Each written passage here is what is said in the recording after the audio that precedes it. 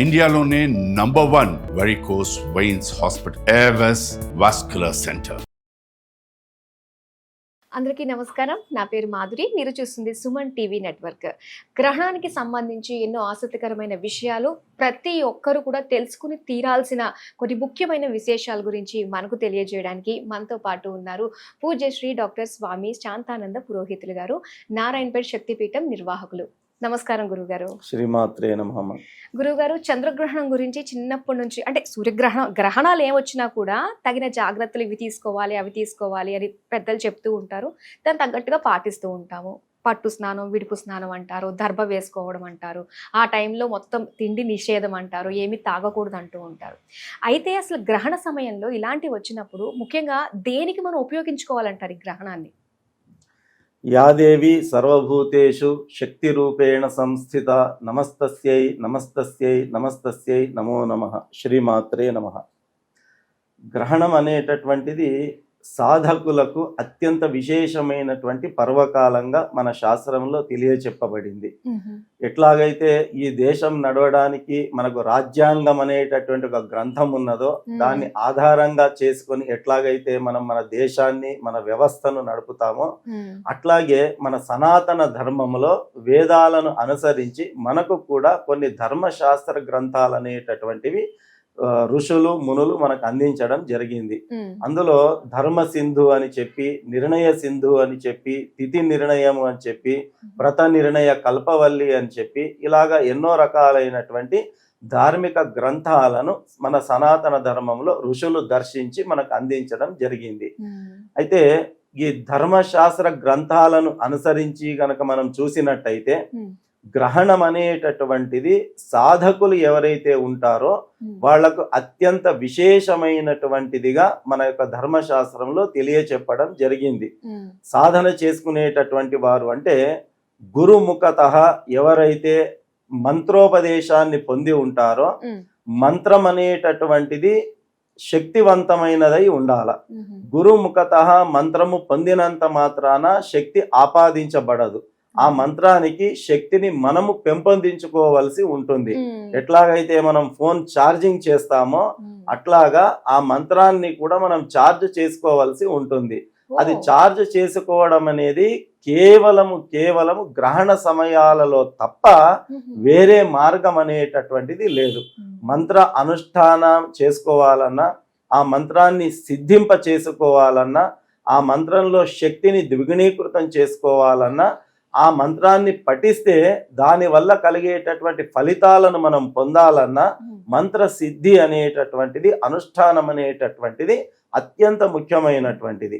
అది సూర్యగ్రహణము, చంద్రగ్రహణము ఈ 2 గ్రహణ సమయాలలో తప్ప మిగతా ఏ సమయంలో కూడా ఆ మంత్రాన్ని సిద్ధి చేసుకునేటటువంటి అవకాశం అనేది లేనే లేదు. కాబట్టి గ్రహణం అనేది అత్యంత విశేషమైనటువంటిది. సాధకులు అనేటటువంటి వాళ్ళు, ఆధ్యాత్మిక తత్పరులు జీవితంలో మళ్ళీ వచ్చేటటువంటివి కాదు. అమావాస్య నెలకోసారి వస్తుంది, పౌర్ణమి నెలకోసారి వస్తుంది, పండుగలు పర్వాలు సంవత్సరానికి ఒకసారి వస్తాయి.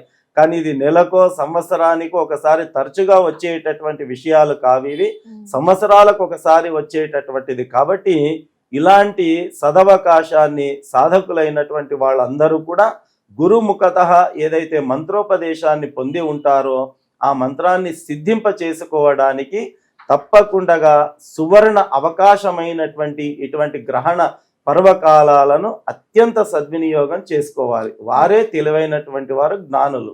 అయితే దీన్ని బట్టి అర్థమవుతుంది ఏంటంటే ఇలాంటి గ్రహణాలు వచ్చినప్పుడు మనకి మనం ఉద్ధరించుకోవడానికి మాత్రమే వస్తాయి. ఇలాంటివి ఉద్ధరించుకోవడానికి ఇవి ఒక మంచి రోజులు అని చెప్ప 100% కరెక్ట్.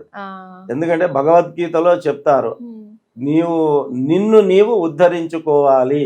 నిన్నెవరో ఉద్ధరించరు, ఎవరో ఏదో చేస్తారని, ఎవరో నన్ను ఉద్ధరిస్తారని చెప్పి నీవు ఎదురు చూసినా ఎలాంటి ఫలితం ఉండదు. కాబట్టి భగవద్గీతలో శ్రీకృష్ణ పరమాత్ముడు చెప్తాడు, నిన్ను నీవే ఉద్ధరించుకోవాలి. నిన్ను నీవు ఉద్ధరించుకోవడానికే మన ఋషులు మునులు దర్శించి ఇలాంటి కొన్ని అవకాశాలను మనకు కల్పించారు.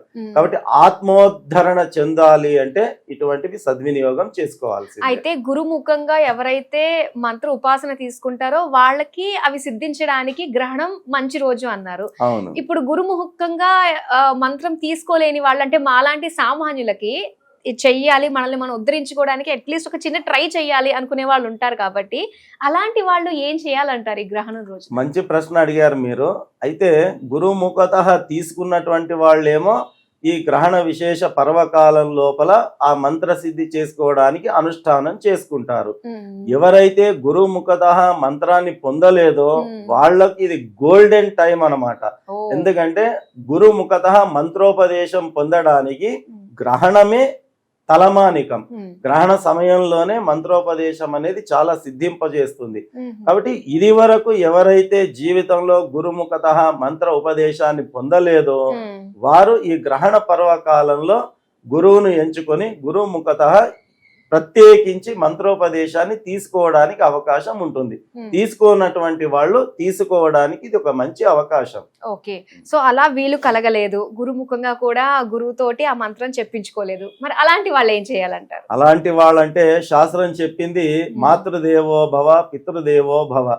ప్రత్యేకించి గురువు దగ్గరికి వెళ్లి ఉపదేశం తీసుకునే అవకాశం లేనప్పుడు కన్న తల్లి మొదటి గురువుగా మన శాస్త్రం మనకు చెప్పింది. కాబట్టి తల్లి ద్వారానైనా ఆ మంత్రాన్ని మనము పొంది అనుష్ఠానం చేసినా కూడా తత్సమానమైనటువంటి ఫలం మనకు వస్తుంది. ఒకవేళ మనకు తల్లిని ఆశ్రయించి ఆ మంత్రాన్ని కూడా పొందే అవకాశం లేకపోతే ఏదైతే మన ఇష్ట దేవత అని ఉంటుందో ఒకరొకరికి ఒక భగవంతుడు ఇష్టంగా ఉంటాడు. నా ఇష్ట దైవము అని చెప్పి మనం కొలుస్తూ ఉంటాం. ఎవరెవరికి ఇష్ట దైవం ఎవరున్నారో ఆ ఇష్ట దైవానికి సంబంధించి ప్రతి దైవానికి కూడా బీజాక్షరి మంత్రాలు ఉంటాయి, మూల మంత్రాలు ఉంటాయి, నామ మంత్రము అని ఉంటుంది. బీజాక్షరి మంత్రము మూల మంత్రాన్ని అది గురుముఖత ఉపదేశం పొందనిదే వాటిని అనుష్ఠించకూడదు, పఠించకూడదు.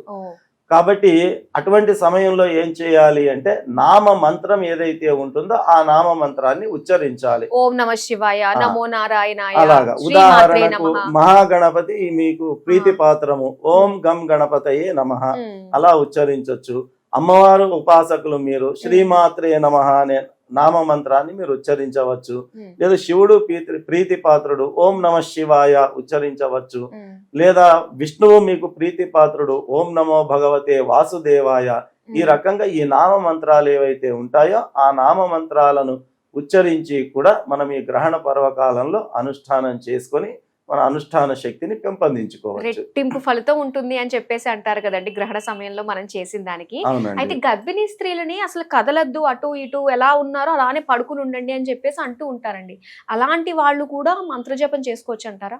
తప్పకుండా అండి. ఈ మంత్ర గ్రహణ పర్వకాలం లోపల ఇది గొప్ప సాధనం. కాబట్టి ఇటువంటి అవకాశం మళ్ళీ మనకు దొరకదు. కాబట్టి శాస్త్రం ఏం చెబుతుంది అంటే గర్భిణీ స్త్రీలు కూడా ఈ మంత్రాన్ని ఉచ్చరించుకోవచ్చు.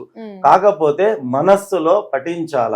మంత్రాన్ని బయటికి ఉచ్చరించకుండా వాళ్ళు పఠించదలుచుకున్నటువంటి అనుష్ఠానం చేసుకోవాల్సినటువంటిది మనస్సులో ఉచ్చరించాల. అట్లాగే గర్భిణీ స్త్రీలకు ప్రత్యేకించి మనకు గర్భ రక్షా స్తోత్రము అని ఒకటి ఉంటుంది. ఎందుకంటే ఆ గర్భాన్ని రక్షించుకోవాలి. 9 నెలల కాలము లోపల ఉన్నటువంటి ఆ యొక్క పాప గాని బాబు గాని ఎలాంటి సైడ్ ఎఫెక్ట్స్ లేకుండా, గ్రహణ సమస్యలు కలగకుండా వాళ్లకు సుఖవంతమైనటువంటి ప్రసవం జరగాల, తల్లి బిడ్డ క్షేమంగా ఉండాలా అనేటటువంటి ఒక సంకల్పంతో మనకు గర్భ రక్షా స్తోత్రము అని ఉంటుంది. అది కూడా మనము ఎంచక్క వాళ్ళు గర్భిణీ స్త్రీలు ఈ గ్రహణ సమయంలో బయటికి కాకుండా వాళ్ళు మామూలుగా మనస్సులో ఆ స్తోత్రాన్ని పఠనం చేసుకుంటే చాలా మంచిది, విశేషం. అలానే గ్రహణాన్ని మనం డైరెక్ట్ గా చూడకూడదు అని చెప్పేసి అంటూ ఉంటారండి. ఆ టైంలో ఏం తినకూడదు, తాగకూడదు అని చెప్పేసి అంటూ ఉంటారు. కొంతమంది అవి తిన్నా ఏం కాదు, మీ మూఢనమ్మకాలు అని చెప్పేసి అంటూ ఉంటారు. దీన్ని మనం ఏ విధంగా చెప్పగలగమంటారు? అంటే ఇక్కడ ఒక విషయం మనం గమనించాల్సింది ఏమిటి అంటే, ఉదాహరణకు మీరు ఫిజిక్స్ సబ్జెక్టుకు సంబంధించినటువంటి వారు, నేను కెమిస్ట్రీ సబ్జెక్టుకు సంబంధించిన వాడిని. మీరు కెమిస్ట్రీ చదవలేదు, నేను ఫిజిక్స్ చదవలేదు.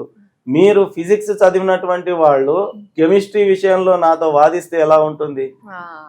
నేను ఫిజిక్స్ చదవలేదు, కెమిస్ట్రీ వాడిని, నేను మీతో కెమిస్ట్రీ విషయాన్ని చర్చిస్తే ఎలాగుంటుంది? అంటే నీవు అభ్యసించినటువంటి విషయము, నీకు ప్రావీణ్యం లేనటువంటి విషయము, నీకు ప్రవేశం లేనటువంటి విషయంలో చర్చించడం అనేటటువంటిది మూర్ఖత్వం. ఇది మొదటి విషయం.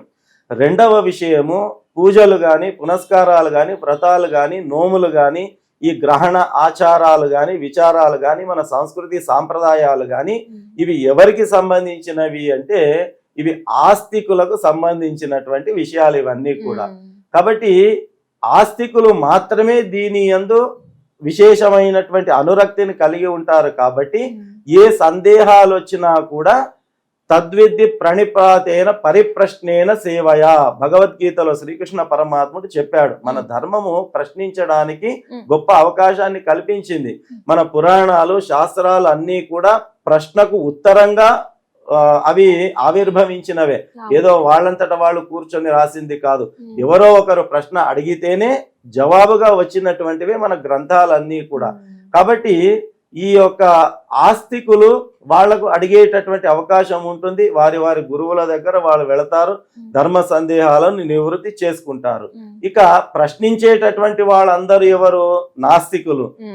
నాస్తికులు అంటే ఎవరు? ఎవరైతే వేదాలను విశ్వసించరో, పురాణాలను ప్రమాణంగా తీసుకోరో, శాస్త్రాలను ఆచరించరో, సంస్కృతి సాంప్రదాయాల పట్ల ఎవరికైతే అభిరుచి ఉండదో, నమ్మకం ఉండదో, విశ్వాసం ఉండదో, అటువంటి వారిని మన ధర్మశాస్త్రం లోపల నాస్తికులు అని చెప్పబడింది.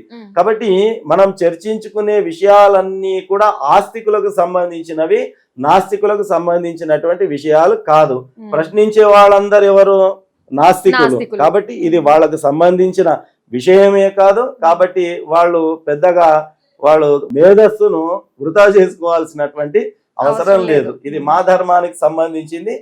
మా ధర్మాన్ని ఎవరైతే సనాతన ధర్మాన్ని అనుసరించే వాళ్ళు ఉన్నారో వాళ్లకు మాత్రమే సంబంధించింది. కాబట్టి ఎవరైతే నాస్తికులు ఉన్నారో వాళ్ళు పెద్ద ఇబ్బంది పడాల్సిన అవసరం లేదు. వాళ్ళ సబ్జెక్ట్ వాళ్ళకున్నది, వాళ్ళ పనులు వాళ్ళు ఎంచక్కా చేసుకోవచ్చు. ఇంకా ఆఖరిది ఏంటంటే, ఈ గ్రహణం టైంలో దర్భని మనం ఎక్కువగా వాడుతూ ఉంటాం కదండి. ఈ దర్భ యొక్క ప్రాముఖ్యత గురించి తెలుసుకోవాలి గురుగారు. దర్భ అనేటటువంటిది మన యొక్క సనాతన ధర్మం లోపల కొన్నిటికి పవిత్రతను ఆపాదించడం జరిగింది. మనకు గరుడ మహాపురాణం, అష్టాదశ పురాణాల లోపల గరుడ మహాపురాణం ఉంది మనకు. అయితే గరుడ మహాపురాణంతో పాటు ఇతరత్ర పురాణాల్లో కూడా దీనికి సంబంధించిన ప్రస్తావన వచ్చింది. మన శాస్త్రం ఏం చెప్తుంది అంటే, పవిత్రమైనటువంటి కొన్ని వస్తు విషయాలు ఉన్నాయి, అవి ఎప్పటికీ అపవిత్రము కావడానికి వీలు లేదు. ఒకటి బ్రాహ్మణుడు ఎప్పుడు పవిత్రుడే. రెండవది గోవు, ఆ గోవుకు కూడా మలినం అనేది ఉండదు, అది కూడా ఎప్పుడు కూడా సర్వకాల సర్వావస్థల యందు పవిత్రతను కలిగి ఉంటుంది. ఇక మూడవ విషయము దర్భ, ఇది కూడా దీనికి మైల ముట్టు అనేటటువంటిది ఉండదు, మలినం అనేటటువంటిది ఉండదు. ఇది కూడా సర్వకాల సర్వావస్థల యందు పవిత్రతను ఆపాదించుకున్నటువంటి వస్తువు. దానితో పాటు అగ్ని ఏదైతే ఉంటుందో ఆ అగ్నికి కూడా మలినము మైల లేదు అనేటటువంటిది మన శాస్త్రం చెబుతుంది. కాబట్టి ఆ రకంగా మనం శాస్త్రాన్ని నమ్మేటటువంటి వాళ్ళము, శాస్త్ర అనుగుణంగా నడుచుకునేటటువంటి వాళ్ళం కాబట్టి, సనాతన ధర్మ అనుయాయులం కాబట్టి మన ధర్మం లోపల దర్భకు పవిత్రత అనేది ఆపాదించడం జరిగింది. కాబట్టి గ్రహణ సమయం లోపల ఏవైతే వస్తువులు అపవిత్రత కాకుండా ఉండడానికి ఆ దర్భను అందులో వేసి ఆ తర్వాత మళ్ళీ వాటిని తిరిగి ఉపయోగించుకునే అవకాశాన్ని పెద్దలు మనకు కల్పించడం జరిగింది. అయితే మీరు ఒక ప్రశ్న అడిగారు, అంటే గ్రహణం యొక్క ఫలము రెండింతలు కావడానికి ఇది ఒక మంచి అవకాశము అని చెప్పి. అయితే అనుష్ఠానము సహజ సిద్ధంగా గ్రహణ సమయంలో అది శక్తినిచ్చేటటువంటిది. కాకపోతే ద్విగుణీకృతమైనటువంటి నీ శక్తినిచ్చేటటువంటిది చాలా అత్యంతగా అరుదుగా వస్తుంటుంది.